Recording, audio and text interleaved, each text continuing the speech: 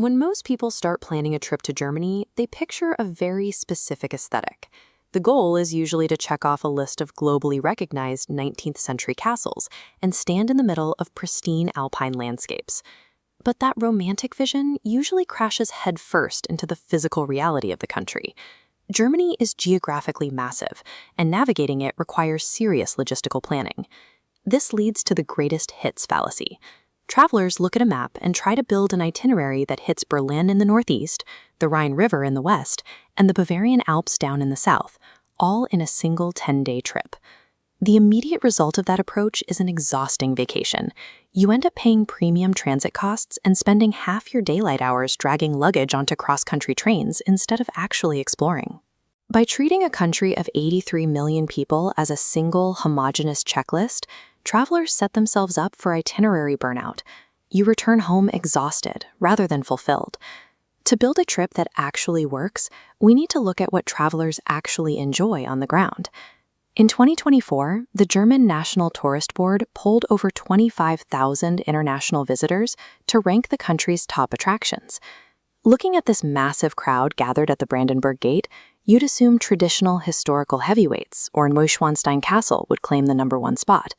But this bar chart shows a completely different reality. Classic historical sites like Neuschwanstein and the Cologne Cathedral sit at numbers 11 and 20.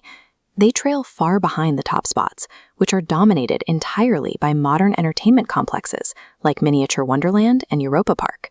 This data points to a massive divide, splitting into two separate columns: prestige history and high engagement play. The GNTB list suggests that international visitors aren't looking for a single unified German experience. They're dividing their time between two very different versions of the country. The first path is the prestige and history track. This is for the traveler whose primary goal is standing in front of globally recognized landmarks. If you choose this track, your itinerary will be anchored by massive cultural centers, places like Berlin's Museum Island, the soaring Cologne Cathedral, and the heavy history of Nuremberg. Looking at this stark warning sign and border guard at Checkpoint Charlie, you can see the deep educational value this route provides. You are engaging directly with the visceral reality of World War II, Cold War history, and European antiquity. To make this work logistically, you will rely exclusively on the high-speed ICE train network to quickly jump from one urban hub to the next. But those heavy hitters come with clear trade-offs.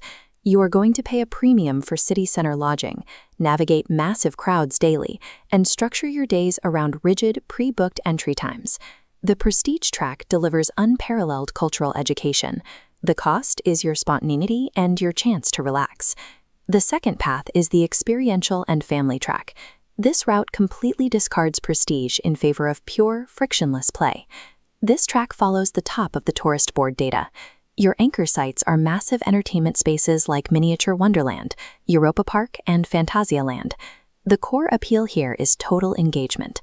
You don't need to understand 16th century politics to enjoy a 90-mile-per-hour drop on a roller coaster. Geographically, these complexes are rarely in the center of historic districts. They are located in suburban areas or secondary cities, and visiting them requires a full-day time commitment. Choosing this track means accepting high upfront ticket costs for the family and sacrificing the traditional romantic European aesthetic of cobblestone streets and quiet cafes. But for families, prioritizing the experiential track guarantees high satisfaction. It proves that a highly rated German vacation doesn't require dragging your kids through a single castle. The final path is the Alpine and Regional Immersion track. This is designed for the slow traveler looking to completely escape the urban crowds. Looking at this sweeping, quiet rural valley, you can see the appeal.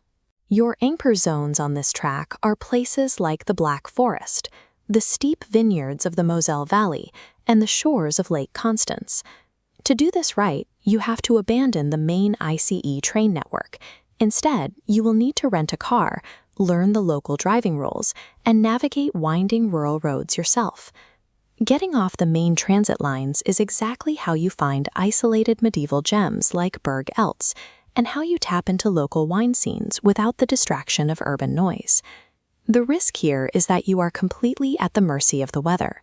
Thick clouds can instantly obscure a mountaintop station, and you have to be confident behind the wheel to reach these remote spots. Regional immersion trades urban convenience for rural authenticity. It rewards travelers who are willing to pace their trip entirely around nature. Choosing one of these profiles means actively letting go of the others. To plan a trip that works, you have to abandon the fear of missing out. This decision tree filters out the noise. Instead of starting with destination names, you start with your primary travel constraint. If you are traveling with children, bypass the heavy historic routes entirely.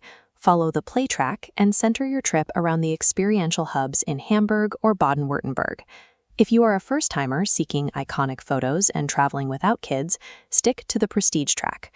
But to prevent burnout, restrict your stops to a single geographic axis rather than crisscrossing the entire country. And if you are a returning traveler or highly averse to crowds, rent a car and commit fully to the regional immersion track. This flowchart proves that the best place to visit in Germany depends entirely on your personal constraints, not a generalized top 100 list. The fastest way to ruin a vacation is the monolith trip, attempting to cram a historic castle, a concentration camp memorial, and a massive theme park into a single week. Practice thematic discipline. Pick your lane and optimize your budget, your hotel locations, and your transit schedule specifically for that profile. Strategic discipline means choosing destinations that serve your specific profile, even if that means leaving a famous landmark off the itinerary. Tell me in the comments which of these 3 profiles matches your next trip. Germany offers too much for a single visit, but focusing on what fits your travel reality ensures the time you do have isn't wasted.